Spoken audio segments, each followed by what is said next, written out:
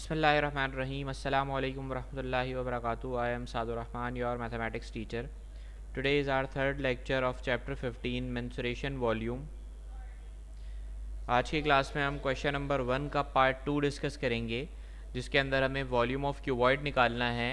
Length हमारे पास है 4 मीटर्स, 2.5 ब्रेथ है हमारे पास 2.5 मीटर और हाइट हमारे पास है 1.5 मीटर्स। लेंथ, ब्रेथ और हाइट यहाँ पर हमारे पास तीनों मीटर्स के अंदर गिवन है। इसके अंदर इसलिए हमें किसी भी लेंथ, ब्रेथ या हाइट किसी को भी किसी और यूनिट में कन्वर्ट करने की ज़रूरत नहीं है। ठीक है, हमने लिखा सॉल्यूशन। सॉल्यूशन लिखने के बाद हमने यहाँ पर डाटा की एडिंग डाली और लेंथ हमने लिखी 4 मीटर्स, उसके बाद ब्रेथ आ गई 2.5 मीटर्स और हाइट आ गई 1.5 मीटर। अब चूंकि लेंथ, ब्रेथ और हाइट तीनों मीटर्स में गिवन है, इसका मतलब ये है कि जो वॉल्यूम हमें मालूम करना है वो भी मीटर क्यूब में ही आएगा। ठीक है, फॉर्मूला हमने लिखा volume of cuboid is equals to length multiply by breadth multiply by height. ये हमारे पास फॉर्मूला आ गया। ठीक है, वॉल्यूम बराबर हो गया, volume is equals to 4 metres, ये आ गई लेंथ, मल्टीप्लाई बाय 2.5 मीटर्स, ये आ गई ब्रेथ, और मल्टीप्लाई बाय 1.5 मीटर्स, ये आ गई हाइट। ठीक है, सबसे पहले मैंने लेंथ और ब्रेथ को मल्टीप्लाई किया, 4 metres multiply by 2.5 metre, metre से मल्टीप्लाई हुआ, आंसर आ गया मीटर स्क्वायर। और जब 4 को हमने 2.5 से मल्टीप्लाई किया तो हमारा आंसर आ गया 10.0 आंसर आएगा बहुत सारे बच्चों का, लेकिन 0.0 अगर आ रहा है और ज़ीरो के बाद पॉइंट के बाद जो ज़ीरो आ रहा है उसके आगे कोई नॉन ज़ीरो नंबर नहीं है, इसका मतलब ये है कि हम उसको 10 लिख सकते हैं, हमें 0.0 लिखने की ज़रूरत नहीं है। ठीक है, क्यों? क्योंकि हमारे पास जो पॉइंट के बाद जो नंबर आ रहा है वो ज़ीरो आ रहा है और उस पॉइंट के बाद जो ज़ीरो नंबर है उसके आगे कोई नॉन ज़ीरो नंबर नहीं है, इसलिए यहाँ पर 10.0 को 10 लिखा जा सकता है। ठीक है, तो 2.5 को जब 4 से मल्टीप्लाई किया तो आंसर आ गया 10 और 10 मीटर स्क्वायर हमारे पास आंसर आ गया। और जो यहाँ पर 1.5 मीटर्स था उसको मैंने नीचे कॉपी कर लिया और जब 10 को मैंने 1.5 से मल्टीप्लाई किया तो मेरा आंसर आ गया 15। हम सबको मालूम है कि जब 1 पॉइंट वैल्यू को 10, 20, 30 या 10, 100, 200, 1000 से मल्टीप्लाई करते हैं तो एक पॉइंट आगे मूव करता है तो एक ज़ीरो रिमूव हो जाता है। ठीक है, तो मैंने एक पॉइंट आगे मूव किया, 15 बन गया, और एक ज़ीरो रिमूव किया तो ये 1 बन गया, तो 15 वन ज़ा 15 हमारा आंसर आ गया। और metre square multiply by metre का आंसर क्या आ गया? मीटर क्यूब हमारा आंसर आ गया। इसके बाद इसका पार्ट 3 है, find the volume of each of the following cuboid. Length हमारे पास है 2 मीटर 50 सेंटीमीटर। अब यहाँ पर हमें जो लेंथ दी हुई है वो मीटर और सेंटीमीटर दोनों में दी हुई है। ठीक है, और जो हमारे पास ब्रेथ दी हुई है वो दी हुई है 1 मीटर्स, और जो कि हमारे पास हाइट दी हुई है वो दी हुई है 75 सेंटीमीटर। ठीक है, तो हमें क्या करना होगा? हमें तीनों यूनिट्स को सेम यूनिट में कन्वर्ट करना होगा। ठीक है, चाहें तो हम तीनों यूनिट्स को मीटर्स में कन्वर्ट कर लें, तो हम 75 सेंटीमीटर को मीटर में कन्वर्ट करेंगे, हम ब्रेथ पहले से मीटर में है, और हाइट को भी हम मीटर्स में कन्वर्ट कर लेंगे। और दूसरा तरीका ये है कि हम इसको सेंटीमीटर में कन्वर्ट कर लें। ठीक है, सेंटीमीटर में कन्वर्ट करने के लिए हमें हाइट को कन्वर्ट नहीं करना पड़ेगा क्योंकि वो पहले से सेंटीमीटर में मौजूद है। अगर हम 1 मीटर्स को सेंटीमीटर में कन्वर्ट करेंगे तो हमें क्या करना होगा? मल्टीप्लाई बाय 100 करना होगा। तो 1 मल्टीप्लाई बाय 100 का आंसर क्या आ जाएगा? 100 सेंटीमीटर आंसर आ जाएगा। और वैसे भी 1 मीटर में 100 सेंटीमीटर होते हैं, इसलिए मैंने 1 मीटर को जब सेंटीमीटर में जाना था तो मैंने 1 को 100 से मल्टीप्लाई कर दिया और आंसर आ गया 100 सेंटीमीटर। ठीक है, हाइट मेरे पास पहले से सेंटीमीटर में गिवन है 75 सेंटीमीटर। रहेगी लेंथ हमारे पास गिवन है 2 मीटर 50 सेंटीमीटर। अब 50 सेंटीमीटर तो पहले से सेंटीमीटर में मौजूद है। ठीक है, तो मीटर्स जो है वो 2 मीटर्स हमारे पास मौजूद है, तो मीटर को सेंटीमीटर में कन्वर्ट करने के लिए हम 100 से मल्टीप्लाई करेंगे। तो हमने 2 को 100 से मल्टीप्लाई किया, आंसर आ गया 200 सेंटीमीटर, और 50 सेंटीमीटर जो है वो हमारे पास जायद दिया हुआ था। ठीक है, तो 200 प्लस 50 को जब हमने ऐड किया तो आंसर आ गया 250 सेंटीमीटर। ठीक है, तो फॉर्मूला हो गया volume of cuboid is equals to length multiply by breadth multiply by height. इसके अंदर हमने लेंथ पुट कर दी, यहाँ पर मिस प्रिंटिंग हुई हुई है। ठीक है, इसको पहले मैं करेक्शन कर लेता हूँ, उसके बाद आपको ये सवाल कंटिन्यू करता हूँ। चलें ठीक, यहाँ पर मैंने करेक्शन कर ली है। अब क्या है कि वॉल्यूम ऑफ क्यूबॉइड के अंदर मैंने 250 सेंटीमीटर, यहाँ पर लेंथ जो मैंने सेंटीमीटर में कन्वर्ट की थी वो पुट कर दी, 100 सेंटीमीटर मैंने यहाँ पर ब्रेथ पुट कर दी, और हाइट मेरे पास आ गई 75 सेंटीमीटर। ठीक है, तो वो भी मैंने यहाँ पर पुट कर दी। 25 को जब 250 को जब मैंने 100 से मल्टीप्लाई किया, मेरा आंसर आया 25,000। ठीक है, 25 अंदर 25 और 3 जीरो थे तो 3 जीरोज आ गए। सेंटीमीटर को सेंटीमीटर से मल्टीप्लाई किया, आंसर आ गया सेंटीमीटर स्क्वायर। ठीक है, ये देखें। इसके बाद 75 को मैंने नीचे उतार लिया एज इट इज़।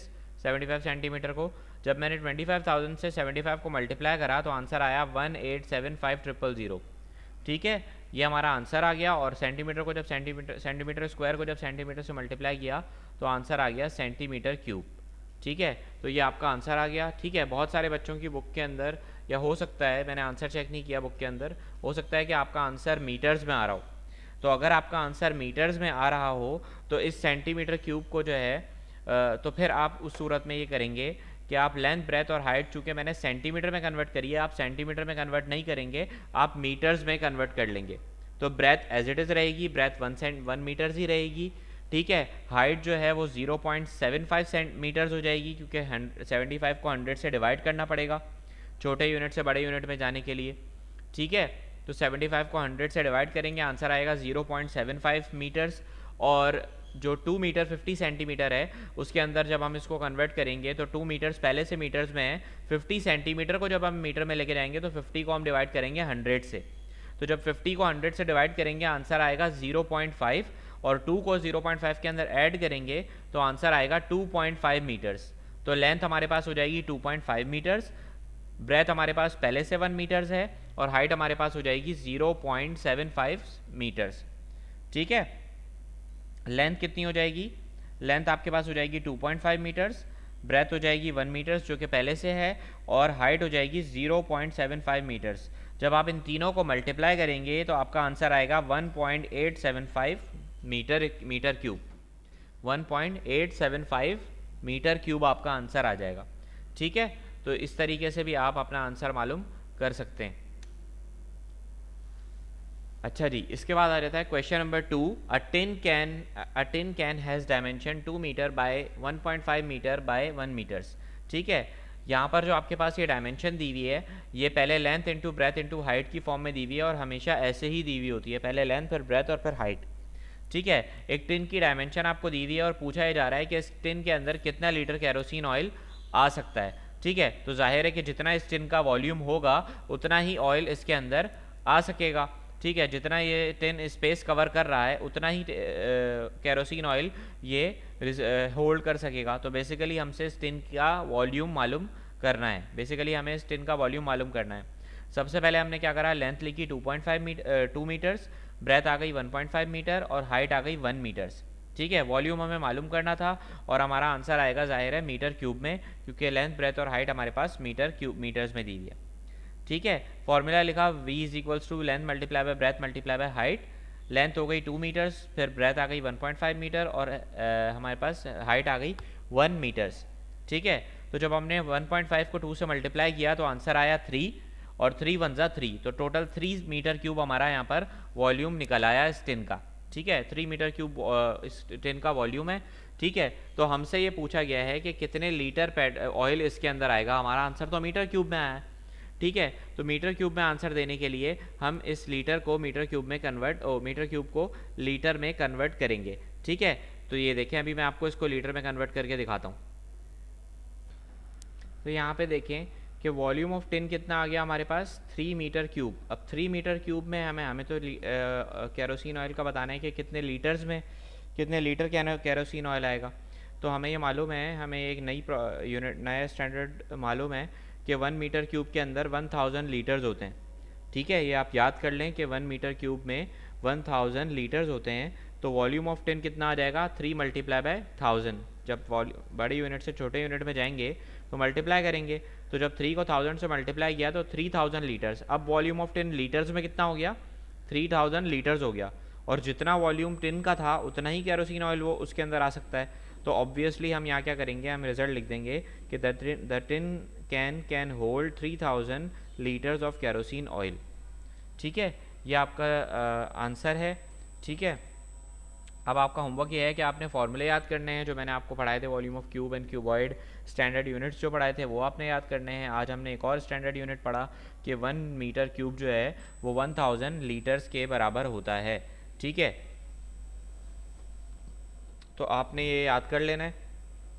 ठीक है, और याद करने के अलावा आपने इसको अपनी कॉपी में लिखना भी है। स्टैंडर्ड यूनिट्स और जो volume of cube and cuboid हैं उसको आपने अपनी कॉपी में लिखना भी है और याद भी करना है। स्टैंडर्ड यूनिट्स भी आपने अपनी कॉपी में लिखने हैं और उसके बाद आपने एक्सरसाइज 15 स्टार्ट करनी है। क्वेश्चन नंबर 1 2 3, 1 लास्ट क्लास में करवाया था, 2 3 मैंने अभी करवाया है और क्वेश्चन नंबर जो 2 है वो भी मैंने करवा दिया, वो भी आपने अपनी कॉपी में लिखना है। जज़ाकल्लाह। ठीक है, ज्योमेट्री की कॉपी में आपने काम करना है, हर पेज पर date, page number, exercise number mention करना है, शुरू में टाइटल पेज बनाना है चैप्टर का और इंडेक्स लाजमी मेंटेन करना है।